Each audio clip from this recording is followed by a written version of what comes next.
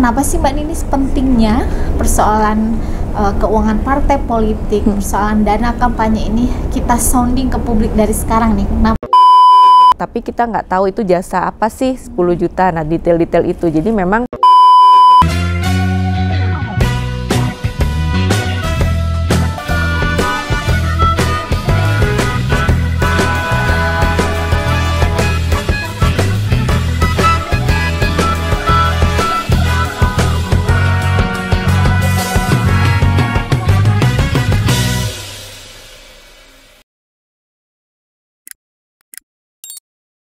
Assalamualaikum warahmatullahi wabarakatuh. Hai teman pemilih, bertemu lagi bersama kami di podcast Pintar Pemilu KPU Provinsi Sumatera Barat. Kali ini bersama saya Ade Alifia sebagai host. Dan kali ini kami punya perbincangan yang sangat menarik untuk teman pemilih saksikan di podcast Pintar Pemilu KPU Provinsi Sumatera Barat.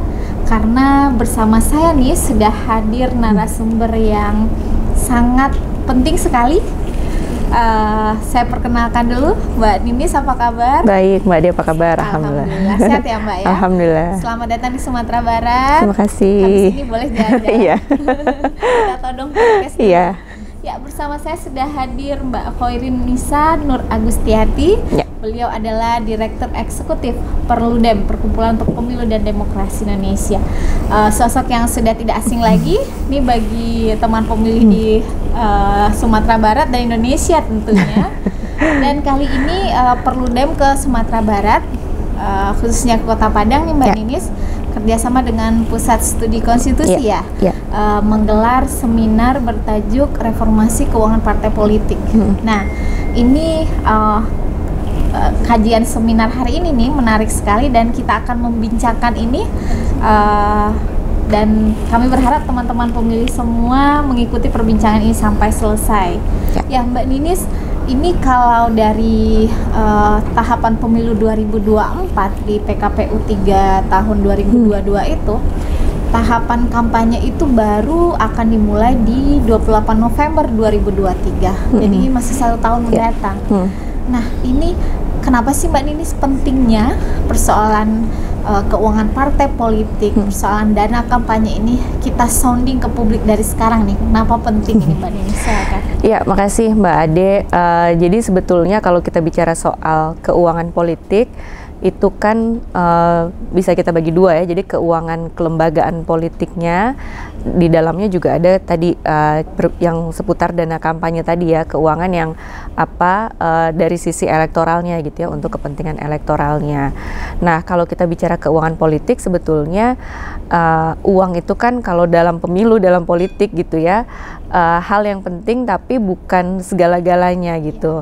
Nah, salah satu tantangannya adalah kalau di Indonesia yang yang diwajibkan gitu misalnya untuk partai politik ya memang hanya melaporkan dana kampanye, tapi dari satu sisi untuk kelembagaan partai politik kita tahu ya itu sudah jadi semacam perbincangan umum, partai politik tuh misalnya dapat sumbangan dan lain sebagainya, tetapi sorotan misalnya terhadap transparansi keuangan partai politik secara umum itu belum tidak semasif ketika misalnya dana kampanye gitu. Padahal kan kalau kita mau menguatkan partai politik, salah satu unsurnya adalah yang memperbaiki dari sisi tata kelola keuangannya dulu gitu. Jadi bagaimana misalnya partai politik secara transparan gitu ya, laporan keuangan secara umumnya juga dilaporkan secara transparan, terima uang dari mana, uangnya untuk apa saja, itu penting untuk publik tahu gitu. Karena selama ini kan yang kita tahu tuh semacam gosip gitu ya, partai terima uang dari misalnya pemodal siapa gitu ya, pemodal apa, tapi itu kita kan nggak pernah tahu, tidak tercatat gitu. Nah, yang mau kita dorong sebetulnya transparansi itu supaya partai politik juga kita ingin partai politik kita tuh mandiri, tidak bergantung kepada pemodal. Walaupun kampanyenya masih nanti, tapi kan sekarang sudah mulai pendaftaran partai politik peserta pemilu ya, kita sudah bisa menerka-nerka nih, nanti kan Desember memang masih ditetapkannya Desember ya, kita bisa menerka-nerka partai mana nih yang akan jadi peserta pemilu. Dari sekarang publik sudah bisa melihat mana sih partai politik yang misalnya transparan dari sisi laporan keuangannya gitu. Jadi selama ini nih kalau kita lihat kecenderungannya memang pelaporan kita khususkan ke pelaporan dana kampanye memang secara regulasi memang kalau tidak kita inginkan tidak ingin kita katakan setengah hati, kita ini karena belum mendalam seperti itu ya dari regulasi baik di pelaporan dana kampanye ataupun di komponen-komponen di dalamnya. Nah itu Perludem sendiri nih melihat regulasi yang ada saat ini cukup tidak ya untuk mengawal yang Mbak Ninis katakan tadi, regulasinya bisa nggak ya publik berharap nih sama regulasi yang ada saat ini? Iya, kalau dari sisi apa yang di KPU kan memang hanya dana kampanye ya. Nah tadi seperti yang di dalam diskusi kita tadi sebelumnya ya, bahwa partai peserta pemilu kita memang partai politik, tapi dari sisi perputaran uang itu ternyata lebih banyak di kandidat gitu ya, di caleg. Jadi sumber dana kampanye gitu ya, itu mayoritas ya dari calegnya langsung gitu. Nah itu sementara tidak tercatat secara detail gitu ya, karena kan yang dilaporkan ke KPU kan laporan keuangannya partai politik. Caleg mungkin kalau calegnya juga kadang-kadang caleg misalnya dia udah tahu dia tidak dapat kursi nih, dia juga merasa ngapain lah laporan toh saya nggak dapat kursi ini gitu. Jadi nah yang seperti itu yang kita melihat semacam ada ketidakkonsistenan gitu. Di satu sisi kita menggunakan sistem pemilu proporsional terbuka kan artinya caleg ya bisa kampanye langsung gitu ya. Nah tapi di sisi lain kita tidak tahu caleg ini tadi dapat uangnya dari mana, dikeluarkan untuk apa gitu ya. Bahkan memang caleg kan melaporkan ke partainya. Nah tapi melaporkan ke partainya tuh gelondongan kah gitu ya, atau dibuat detail juga, karena akhirnya kan berdampak pada laporan dana kampanyenya partai gitu. Jadi kalau di laporan dana kampanye partai kan juga kita lihat misalnya itu gelondongan gitu ya, misalnya untuk jasa 10 juta, tapi kita nggak tahu itu jasa apa sih 10 juta. Nah detail-detail itu, jadi memang kita sebagai publik ya belum bisa melihat secara detail tuh laporan keuangan. Nah memang regulasi kan memang mensyaratkan ada audit gitu ya, tapi ya tadi auditnya pun juga masih audit bukan investigasi kan. Misalnya kita mau cek langsung dengan fakta di lapangan, misalnya dia melaporkan uangnya 100 juta tapi kita lihat balihonya di mana-mana gitu, yang itu lebih dari 100 juta, itu memang tidak terlihat juga dari sisi auditnya gitu. Nah memang regulasi kita belum sedetail itu. Nah kalau dari sisi keuangan partai politik secara kelembagaan pun juga demikian kan. Kita juga belum tahu misalnya partai untuk ini kan kalau untuk jadi peserta pemilu kan partai disyaratkan harus punya kantor 100% provinsi, 75% kabupaten kota itu kan. Misalnya operasional untuk kantornya ini dari mana gitu ya, kan dari sipolnya KPU kita misalnya bisa lihat kantornya sewa. Nah, bayar sewanya ini uangnya dari mana gitu. Nah, publik belum sampai sedetail itu. Memang regulasi kita mengatur untuk tahu transparansi dan akuntabilitasnya partai gitu. Iya, berarti memang regulasi dan itu pun juga undang-undang pemilu dan undang-undang pilkada tidak direvisi, berarti masih akan menggunakan regulasi yang sebelumnya. Ya berarti pintu kita untuk regulasi sudah tertutup. Nah, bisa tidak kita mengadvokasi partai politik dan caleg-calegnya untuk bisa membersihkan ini dari sekarang seperti itu, bisa tidak Mbak Ninis gitu? Ya kalau untuk dari sisi partai politiknya gitu ya, jadi kan salah satu dorongan untuk memperbaiki partai politik kan tadi melalui dari sisi keuangannya. Salah satu yang didorong kan menambah alokasi dana negara nih buat partai ya secara kelembagaan, walaupun memang tidak untuk semua partai, hanya partai yang punya kursi kan di parlemen.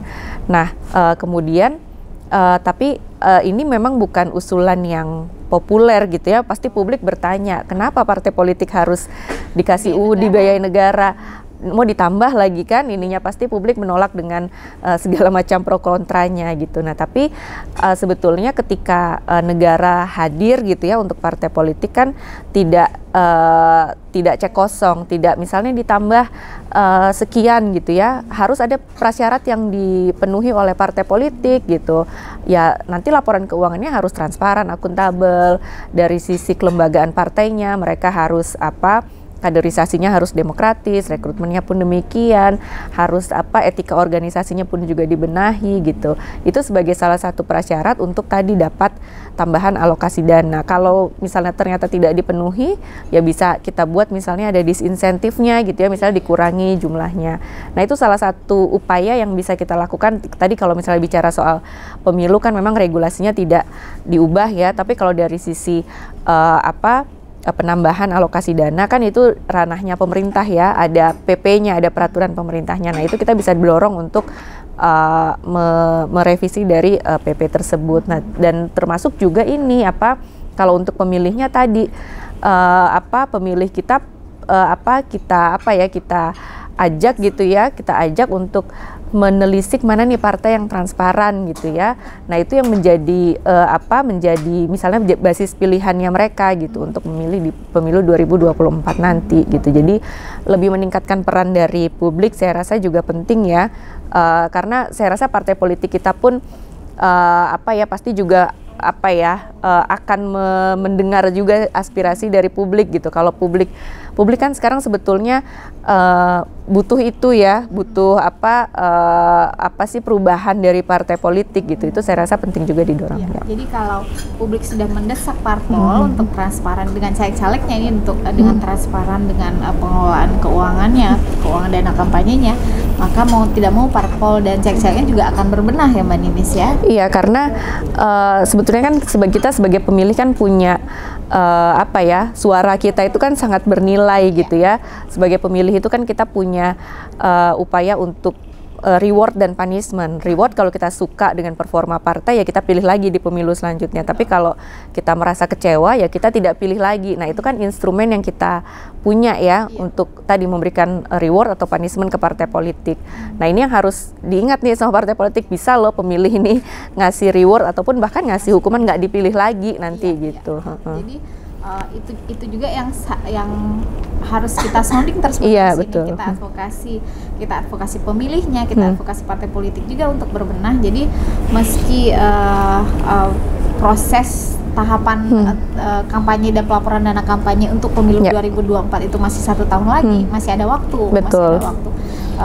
Publik bisa melihat partai politik yang memang serius, transparan dalam pengelolaan dananya, juga caleg-calegnya seperti itu. Nah, kalau pengalaman sebelumnya ini sudah ada ini tanpa menyebut partai atau menyebut caleg, sudah ada belum ya tendensi partai politik dan caleg-calegnya yang sudah mau nih mengusung transparansi dalam pengelolaan dana kampanyenya? Mbak Ninis melihatnya seperti apa nih? Ya, saya melihat sebetulnya partai politik pun ingin berbenah gitu ya, karena tadi ketika menampilkan hasil riset kami ya, buku kami itu kan kami juga wawancara dengan parpol-parpol dan mereka sebetulnya pun juga ada keinginan untuk berbenah gitu ya, karena mereka menyadari pertama misalnya dari sisi tadi misalnya dari sisi transparansi mereka ingin melakukan ke arah sana gitu. Nah memang tantangannya adalah ini partai politik kan dapat uang ya, sekarang pun sebenarnya partai politik dapat uang dari negara. Nah yang diperlukan adalah kemudian kan kita menuntut partai juga laporannya harus transparan, harus akuntabel. Nah ini juga mungkin yang perlu menjadi usulan juga ke depan, bahwa partai politik kita juga perlu didampingi nih untuk membuat laporan keuangan yang transparan dan akuntabel seperti apa gitu. Karena kan ya negara kan punya standar tiap laporan keuangan seperti apa. Nah ini juga parpol mungkin juga perlu ada pendampingan untuk itu gitu. Jadi ketika partai politiknya misalnya juga sudah ada keinginan dari internalnya untuk berbenah gitu ya, walaupun ini usulan yang sudah lama gitu ya, yang mungkin panjang dan pelan-pelan gitu ya, karena kan advokasinya udah lama sekali soal ini. Tapi semakin kesini saya rasa partai politik tuh mau berbenah gitu ya. Beberapa organisasi masyarakat sipil pun juga misalnya seperti ICW atau Transparansi Internasional, Pusako gitu ya, kan sempat melakukan penilaian juga nih kepada partai politik yang transparan secara laporan keuangannya, dan ternyata ada kok partai politik yang bisa gitu ya membuat laporan keuangannya secara lebih transparan gitu. Iya, berarti memang tinggal semangat itu yang ditularkan iya, ke partai politik betul. lain, ke caleg-calegnya juga, dan partisipasi masyarakat tadi. Nah, mengenai pengawasan ini, nah sejauh ini Mbak Ninis melihatnya bagaimana gitu pengawasan terhadap penggunaan dana negara, dana APBN atau APBD di partai politik, juga nanti misalnya pengawasan di dalam hal penggunaan dana kampanye. Nah, bagaimana Mbak Ninis melihatnya? Ya, memang kalau dari dana negara ya yang dialokasikan untuk partai politik kan, kalau dari penggunaannya memang itu tidak boleh digunakan untuk kepentingan elektoral. Jadi dana negara itu digunakannya untuk misalnya pendidikan pemilih gitu ya, pendidikan politik gitu, itu dilakukan. Nah, tapi keluhan dari teman-teman partai politik adalah uang dari negara ini nggak cukup untuk melakukan itu gitu. Jadi masih dianggap terlalu kecil. Tadi misalnya kan partai punya kantor di mana-mana gitu ya. Untuk operasional aja nggak cukup gitu misalnya. Jadi mereka pun juga tidak bisa memaksimalkan tadi itu pendidikan politik dan lain sebagainya. Pun kalau dilakukan pendidikan politik itu dilakukan ke internalnya mereka gitu ya. Jadi ya karena cakupannya mungkin juga tidak bisa luas karena sedikitnya anggaran. Termasuk juga dari sisi pelaporannya gitu. Jadi terkadang juga ada juga partai politik yang merasa ini sudah uangnya tidak terlalu banyak, tapi laporannya kan ribet gitu ya, kan kita tahu ya standar pelaporan keuangan negara kan memang ada ininya. Nah, jadi itu sebetulnya yang dirasakan ya kalau kita diskusi sama teman-teman partai politik. Jadi mungkin memang perlu ada skema yang perlu dibenahi di situ. Nah, kalau dari sisi pengawasan dana kampanye memang saya rasa Bawaslu punya peran untuk tadi ya melakukan cross check gitu terkait dengan dana kampanye misalnya. Dia melaporkan pengeluarannya sekian. Bawaslu kan bisa cek ya tadi misalnya dengan menghitung baliho secara ininya. Nah, itu yang kalau tidak sesuai kan itu bisa jadi temuannya Bawaslu sebetulnya gitu ya. Nah, dengan Bawaslu sekarang yang punya kewenangan luar biasa, seharusnya menurut saya itu bisa dilakukan gitu. Jadi tidak sekedar mengecek yang dilaporkan ke KPU misalnya ya, kan ada Sidakam, tapi juga mengecek di lapangannya seperti apa. Saya rasa itu bisa publik jadi tahu, oh ternyata laporannya segini, kenyataannya segini. Itu kan menjadi informasi juga kan buat pemilih gitu ya, misalnya untuk menimbang-nimbang nanti mau pilih partai politik yang mana gitu. Kita harapkan seperti itu di 2024 ya. Jadi kalau misalnya masih ada waktu, lalu kita advokasi parpol dan calegnya juga untuk mengusung spirit transparansi ini, dan pemilih juga kita terus kita sounding soalan pentingnya transparansi dana kampanye ini.